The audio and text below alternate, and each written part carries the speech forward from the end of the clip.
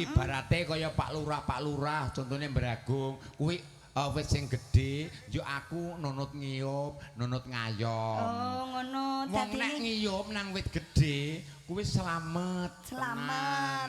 Umpamane kula niku kan nggone jenengan kena nggo ngiyup to?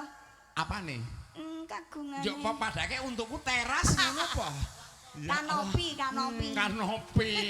Lanjut yo. Nek jane kula niku mboten ikhlas lho nyanyikke lagu niki. Lah kok iso ora ikhlas? Lah kemamo ni. Aduh wong bagus. Kudune tak ganti. Piye? Aduh wong brangos. Alah iki urung ngerti kasihate wong brongos. Kowe ora ngrasake wong brongos sok berkasiat. Oh, anane yo ngrusake keruak. Iki kancane Pak Warjudi tak kandhani. Kancane kuwi. Oh, alah ya wis manfaat. Apa ora ngrasake siung pengapit, Po? Ya. Alah, mbok nak jenengan kesel nganggo niku dicopot sik. Siung pangarep. Sopo sing ki pangarep? Lanjut, ora kok nyopot-nyopot wis kadung temperap kok copot. Yo. Oh, permanen. Heeh. Ayo hilang ngeng ora kowe. Hur sono. Aku ngantai. Iki kualat po ya? Ayo. Iki asline ora kualat. Napa? Aduh wong. Mosok kon muni bagus terus? Ora, aku ngenteni. Lali-lali. Lah iya, heeh. Aku ngantai.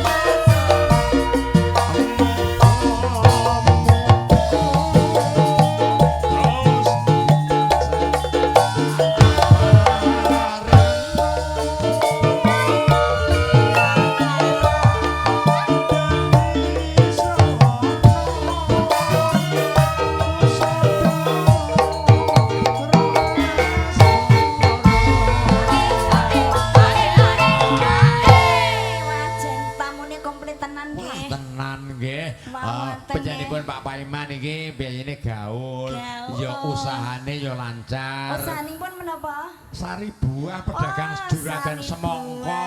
Buah saiki bentuke motor ngene iki.